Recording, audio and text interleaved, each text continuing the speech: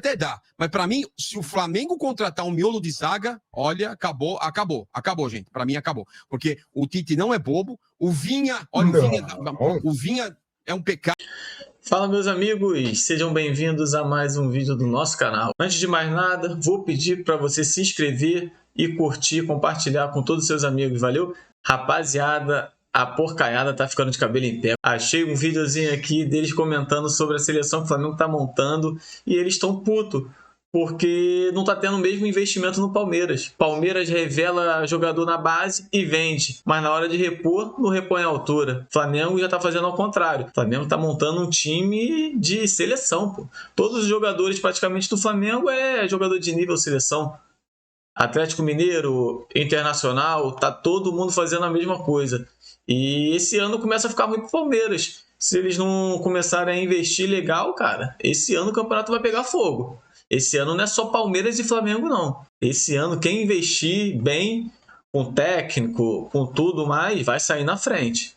Vou deixar o trechozinho aqui do corte.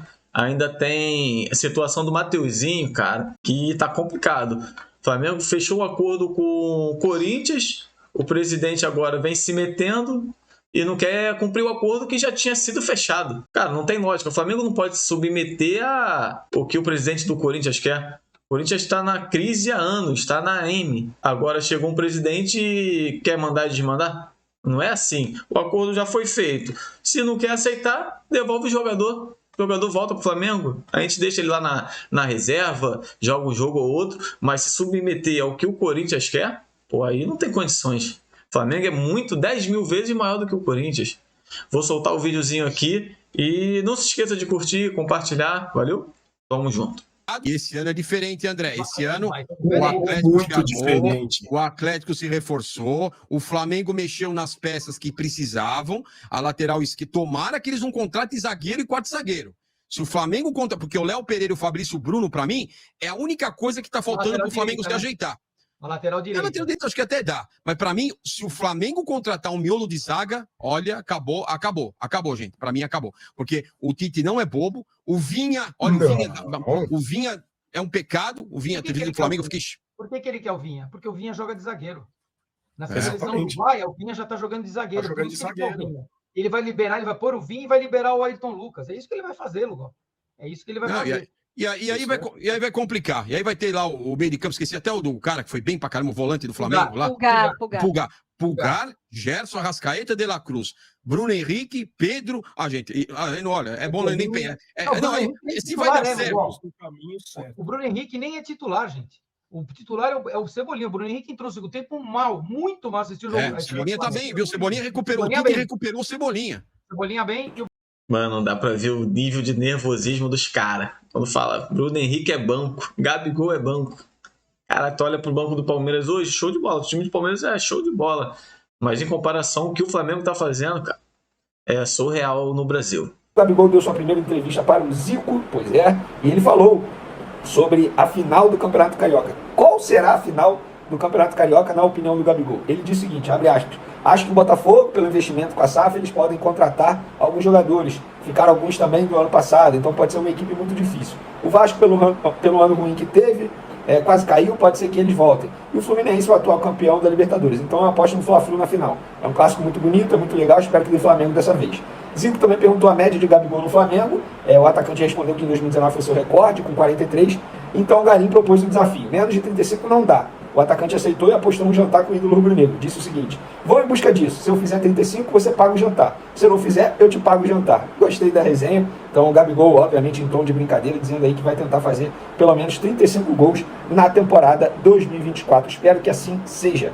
Embora eu acho que para o Gabigol se tornar titular novamente, ele vai ter que comer a bola, jogar muita bola dentro de campo e ainda torcer, entre aspas, para o Pedro não ficar à disposição. Porque eu não vejo, hoje, olhando o estilo do Tite, ele sacando o Pedro para poder botar o Gabigol como centroavante. Vamos falar de mercado da bola, porque a história envolvendo o Mateuzinho, ou Matheus França, como ele quer ser chamado a partir de agora, está dando o que falar. Pois é, o jogador ainda não é atleta do Corinthians, está treinando no CT do Corinthians há uma semana, já apareceu em treino aberto a torcida corintiana, já apareceu em vídeo dos bastidores dos treinamentos do Corinthians, com a camisa do Corinthians, mas não tem contrato com o Corinthians. Ele continua sendo jogador do Flamengo.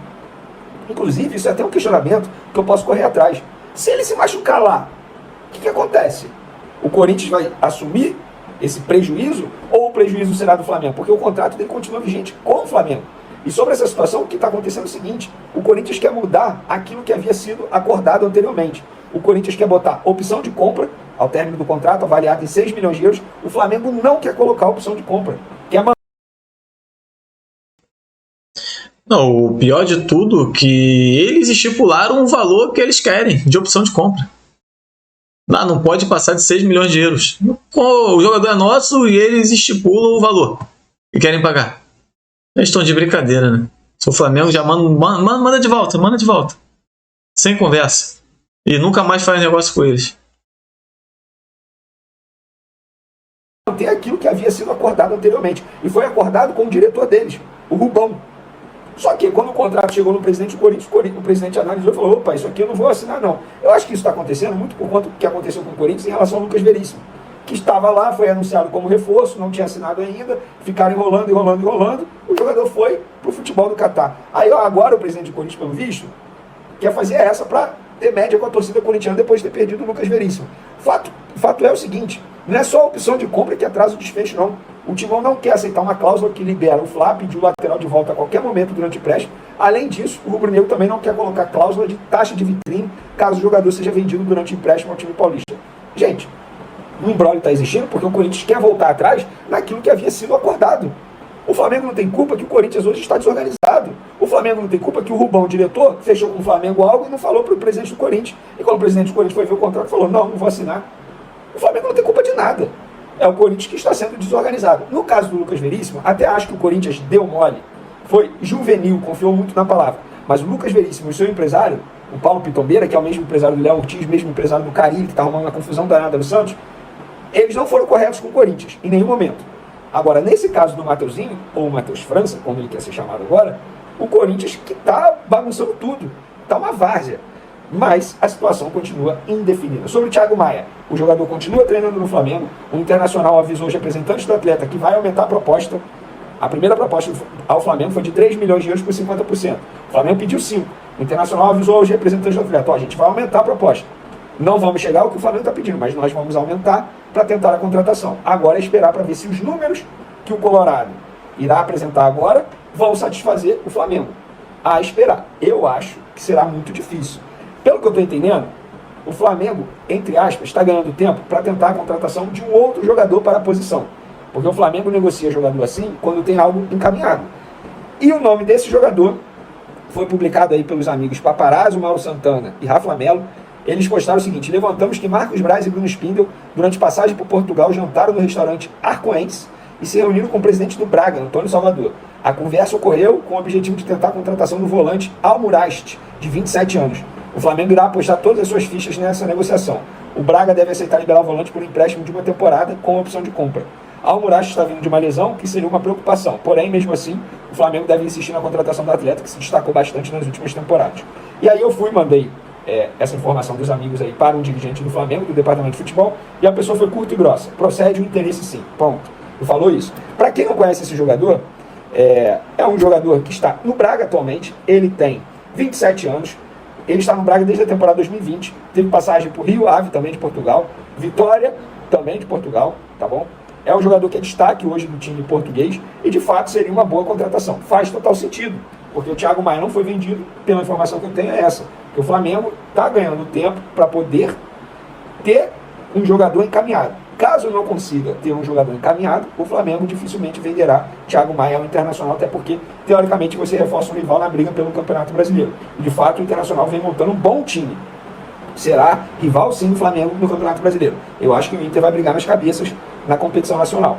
Na Libertadores, o Internacional não está, mas no Campeonato Brasileiro será, sim, um rival direto do Flamengo. Então, fica aí a informação, publicada primeiro pelos amigos aí, Mauro Santana, Paparazzo e Rafa Melo, e a gente confirmando que, como disse um dirigente aí, procede o interesse sim, a pessoa não disse mais detalhes. E aí, torcedor, você gostaria da contratação desse jogador? Pode deixar a sua opinião aí nos comentários. Sobre o zagueiro Domingos Duarte, do Getafe, conversas continuam em andamento. Flamengo, um dirigente do Getafe me confirmou hoje novamente que o Flamengo continua conversando com eles para poder tentar essa contratação, e aí a gente vai atualizando vocês aqui. Sobre Vinha, tá, galera? O Flamengo já enviou documentação para o jogador, para os empresários do jogador, agora só falta a assinatura deles para o Flamengo poder anunciar a contratação desse baita jogador. Inclusive no lado do Flamengo, o departamento de marketing e comunicação já tem tudo pronto ali, todo o material pronto para poder divulgar nas redes sociais, só falta o ok do departamento de futebol e obviamente o departamento jurídico, que é quem recebe toda a documentação ali. Beleza, galera? Deixa eu falar agora sobre a situação do Mateuzinho, porque ontem o presidente do Corinthians, após o jogo Corinthians e Guarani, parou para falar ali com a imprensa. E ele disse que se o Flamengo não aceitar ali ou não assinar os termos que o Corinthians quer, que é a questão lá de passe fixado, que é a questão do Flamengo não poder tirar o jogador do Corinthians a hora que o Flamengo quiser, são os termos lá que o Corinthians quer adicionar no contrato, o jogador vai voltar para o Flamengo. O Corinthians não vai assinar o contrato de empréstimo com ele. Mas eu vou dizer, mano, é uma parada que, tipo assim, é um absurdo isso para todo mundo. Porque, beleza, o Marcos Braz foi lá, negociou, aceitou emprestar o Mateuzinho.